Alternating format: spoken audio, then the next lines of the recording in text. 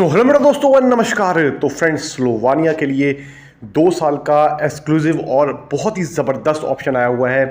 Complete video में दोस्तों step by step सारी डिटेल में बताऊंगा किस तरीके से आपको टीआरसी मिलेगी, कौन कौन अप्लाई कर सकता है दोस्तों, किस तरीके से आप स्लोवानिया में इमीडिएट आकर काम करना शुरू कर सकते हैं, ठीक है जी, सेटल हो सकते हैं और अपने फ्यूचर को बहुत ही अच्छे लेवल पर पहुँचा सकते हैं।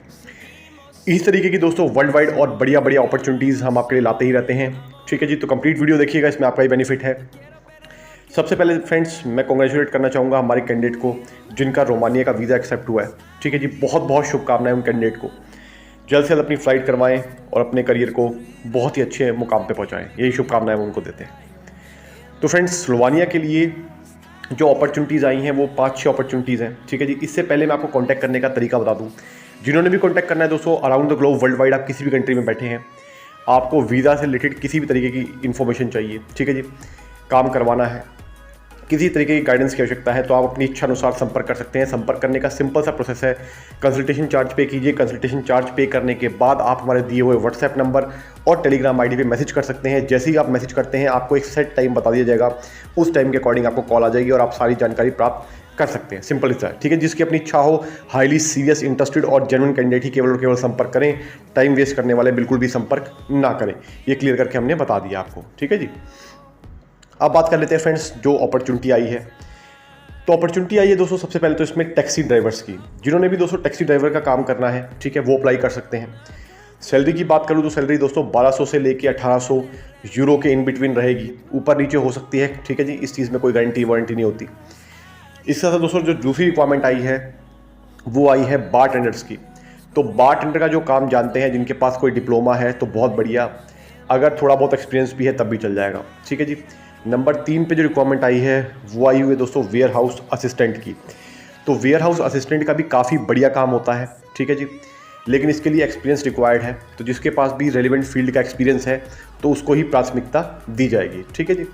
ये मैंने आपको बता दिया है। नंबर 4 पे जो रिक्वायरमेंट आई हुई है दोस्तों वो आई हुई है किचन हेल्पर की। अब किचन हेल्पर में अगेन आप फ्रेशर भी अप्लाई कर सकते हैं, क्योंकि इसमें कोई ऐसा हार्ड वर्क और स्किल वर्क नहीं होता जिसमें आपको कोई एक्सपीरियंस की ज़रूरत है, तो इसमें फ्रेशर भी जा सकते हैं।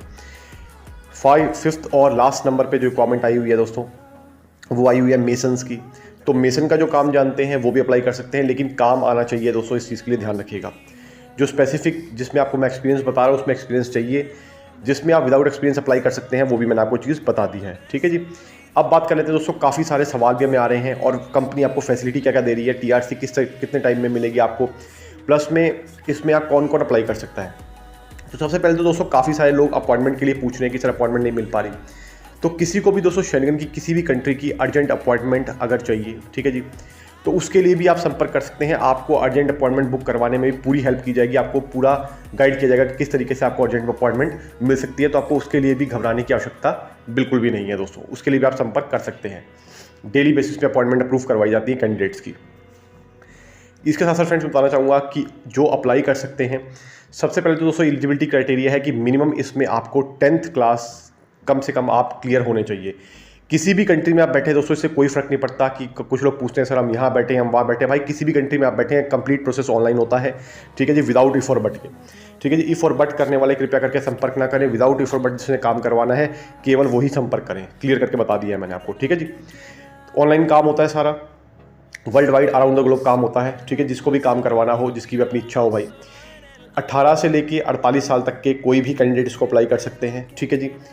बाकी आपकी प्रोफाइल पे डिपेंड करता है फ्रेंड्स, ठीक है जी। मैं आपको थोड़ा सा ओवरव्यू दे रहा हूँ। जब आप हमसे बात करेंगे, जब अपनी प्रोफाइल आप हमारे साथ शेयर करेंगे, तब हम आपको फाइनल चेक करके बता पाएंगे कि आपका काम कितनी तेज़ी से हो सकता है, पॉसिबिलिटी है या नहीं है, ठीक है जी।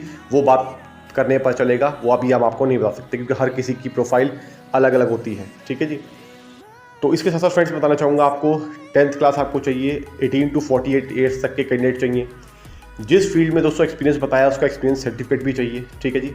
ये मैंडेटरी होगा, इस चीज़ का ध्यान रखिएगा। जो फ्रेशर हैं वो भी अप्लाई कर सकते हैं उन प्रोफाइल्स के लिए जिसमें एक्सपीरियंस सर्टिफिकेट की रिक्वायरमेंट नहीं है। ये मैंने आपको क्लियर कर दिया है। अब बात कर लेते हैं फ्रेंड्स, इसमें कंपनी फैसिलिटी क्या क्या दे रही है। तो कंपनी भाई बहुत फैसिलिटी दे रही है इसमें। सबसे पहले तो अगर आप टैक्सी ड्राइवर की बात करेंगे तो आपको अकोमोडेशन मिल रही है, फूड आपका सेल्फ रहने वाला है। किचन हेल्पर की प्रोफाइल में आपको फूड भी मिलेगा, अकोमोडेशन भी मिलेगी। कुछ प्रोफाइल्स में दोस्तों फूड मिलेगा, कुछ में सिर्फ एकोमोडेशन मिलेगी आपको, कुछ में फूड और एकोमोडेशन दोनों मिलेगा। तो इस चीज़ पे डिपेंड करता है कौन सी प्रोफाइल में आपका सिलेक्शन हो पा रहा है। ठीक है जी। अब बात कर लेते हैं अगली जो प्रेफरेंस है। आपको कंपनी दोस्तों मेडिकल की सुविधा भी दे रही है। कोई भी कैंडिडेट को अगर मेडिकल से रिलेटेड कोई दिक्कत आती है इन फ्यूचर, तो उसके लिए भी पूरा खर्चा जो है वो कंपनी की तरफ से ही बियर किया जाएगा। कंपनी इंश्योरेंस करवाती है तो वही बियर किया जाएगा। ट्रांसपोर्टेशन की बात कर लेता हूँ दोस्तों। काफ़ी लोग पूछते हैं कि सर ट्रांसपोर्टेशन का कैसे होगा, तो ट्रांसपोर्टेशन भी कुछ केसेस में आपको मिल जाएगा। ठीक है जी, ये भी मैंने बता दिया आपको। बाकी आपका जब एम्प्लॉयमेंट कॉन्ट्रैक्ट जनरेट होता है फ्रेंड्स, तब फाइनल पता चलता है। बात करें दोस्तों प्रोसेस टाइम की, तो अगेन ये प्रोसेस टाइम भी डिपेंड करता है आप किस कंट्री से अप्लाई कर रहे हैं। कुछ कंट्रीज़ के लिए दोस्तों प्रोसेस टाइम काफ़ी फास्ट होता है। अब जैसे अगर आप थाईलैंड से अप्लाई कर रहे हैं, एग्जांपल के लिए बताऊं, तो काफ़ी जल्दी आपका काम हो जाता है। लेकिन थाईलैंड से वही लोग अप्लाई कर सकते हैं जिनके पास थाईलैंड का वर्क परमिट या रेजिडेंस कार्ड है। ठीक है, यानी कि उनके पास लॉन्ग टर्म वीज़ा है। कहने का मतलब ये है लॉन्ग टर्म वीज़ा होना चाहिए, तब जाके आप थाईलैंड से अप्लाई कर सकते हैं। ये मैंने आपको एक एग्जाम्पल के लिए कंट्री का नाम बताया है। ठीक है जी। बाकी अगर आप किसी भी, जैसे कुछ लोग पूछते हैं कि सर हम नेपाल से हैं लेकिन अभी हम दुबई में बैठे हैं, तो क्या दुबई से अप्लाई कर सकते हैं? तो भाई बिल्कुल कर सकते हैं, लेकिन आपके पास प्रॉपर लॉन्ग टर्म वीज़ा होना चाहिए। अगर आप किसी थर्ड कंट्री से अप्लाई करते हैं, सेकंड कंट्री से अप्लाई करते हैं, तो आपके पास उस कंट्री का लॉन्ग टर्म वीज़ा या रेजिडेंस परमिट होना अनिवार्य है। ये भी मैंने आपको चीज़ बता दी, ये कोई भी आपको बताने वाला है नहीं दोस्तों। ठीक है जी। तो ये चीज़ मैंने आपको क्लियर कर दी है। काफ़ी लोगों के ये भी बहुत सवाल आते हैं हमें। तो अगर आप नेपाल में रहते हैं एग्जाम्पल के लिए, और आप फिर दुबई में है या कतर में है और किसी कंट्री में है, और आपके पास वहाँ का लॉन्ग टर्म वीज़ा है, तब जाकर आप स्लोवानिया का या और शेंगन कंट्रीज़ का वीज़ा लॉन्ग टर्म वाला अप्लाई कर सकते हैं। ये सिंपल सा मैंने आपको फॉर्मेट बता दिया है भाई। सबके लिए इक्वली एप्लीकेबल होता है ये चीज़, ये किसी अलग के लिए नहीं है, ये सबके लिए इक्वली एप्लीकेबल होती है। इस हिसाब से दोस्तों बात कर लेते हैं जनरल प्रोसेस टाइम की, तो 3 महीने आप मान के चल सकते हैं। 3 महीने के अंदर अंदर आपका काम होने की संभावनाएं होती हैं। सक्सेस रेट की बात कर लूँ तो फ्रेंड्स, सक्सेस रेट अगेन वही 60-40 यानी कि 60 to 40% आपका सक्सेस रेट चल रहा है। 60% अप्रूवल का, 40% डिनायल का। तो सिंपल सा सक्सेस रेट चलता रहता है दोस्तों। ऊपर कम ज़्यादा हो सकता है, वही डिपेंड करता है कंट्री पे, कौन सा आपका एम्प्लॉयर है, काफ़ी सारी चीज़ें, आपकी प्रोफाइल, इन सब चीज़ों को जब हम असेस करते हैं तब जाके हम आपको कैलकुलेट करके एक चीज़ बता सकते हैं।